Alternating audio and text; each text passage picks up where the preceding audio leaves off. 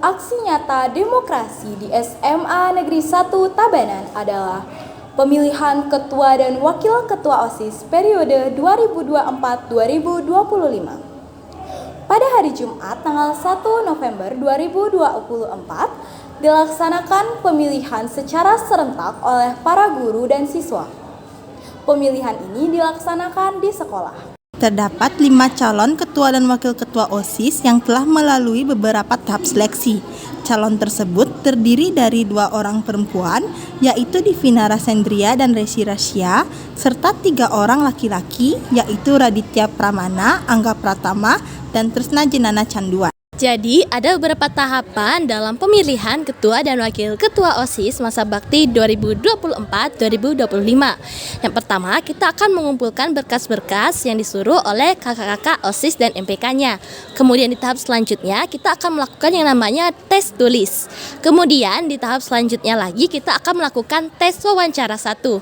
Nah, di tes wawancara 1 ini akan diumumkan 10 besar dari tes wawancara tersebut yang kemudian akan lanjut ke tes wawancara tahap kedua, di mana tes wawancara tahap kedua itu adalah tes wawancara bersama pembina OSIS dan MPK masa bakti 2023-2024 beserta kakak-kakak pengurus OSIS dan MPK masa bakti 2023-2024. Kemudian dari tes wawancara 2 tersebut langsung diumumkan 5 besar finalis yang nantinya akan menjadi calon ketua dan wakil ketua OSIS masa bakti 2024-2025.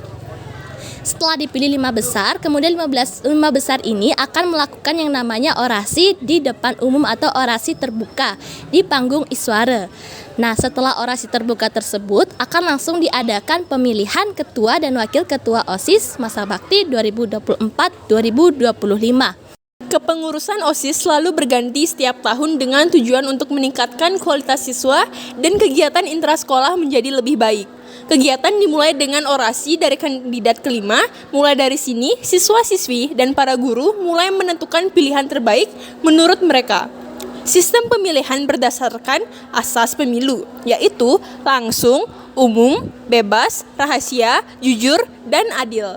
Untuk pemilihan ketua dan wakil ketua OSIS di SMA Negeri 1 Tabanan itu terdapat salah satu tahapannya yaitu voting ataupun pemilihan dari ataupun pencoblosan. Nah, untuk pencoblosan itu sendiri terbagi menjadi beberapa TPS di mana ada 4 TPS, TPS 1 untuk kelas 10, TPS 2 untuk kelas 11, TPS 3 untuk kelas 12 dan juga TPS 4 untuk Bapak Ibu guru. Jadi untuk votingnya itu sendiri dilaksanakan secara serentak untuk siswa dan juga Bapak Ibu guru, namun bertahap sesuai dengan kelas yang dilaksanakan. Contohnya saja untuk kelas 10 itu dimulai dari kelas 11 berurutan mengikuti kelasnya.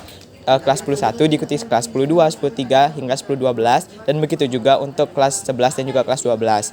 Jadi kita menyelesaikan dulu satu kelas untuk voting keseluruhan, baru nanti dapat dilanjutkan ke kelas-kelas lainnya.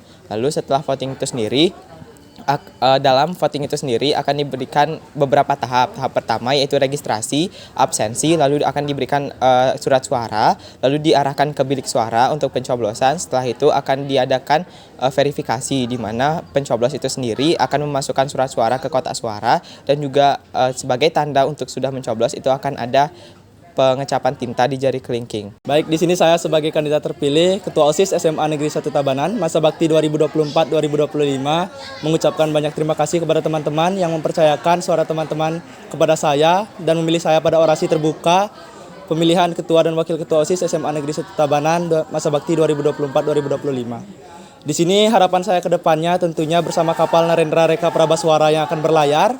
Semoga dengan seluruh kru kapal dan pimpinan yang baru yaitu saya dapat memberikan yang terbaik bagi SMA Negeri 1 Tabanan dan memberi perubahan-perubahan positif ke depannya. Support dan dukungan dari teman-teman semua yang memilih saya dan mempercayakan suaranya kepada saya.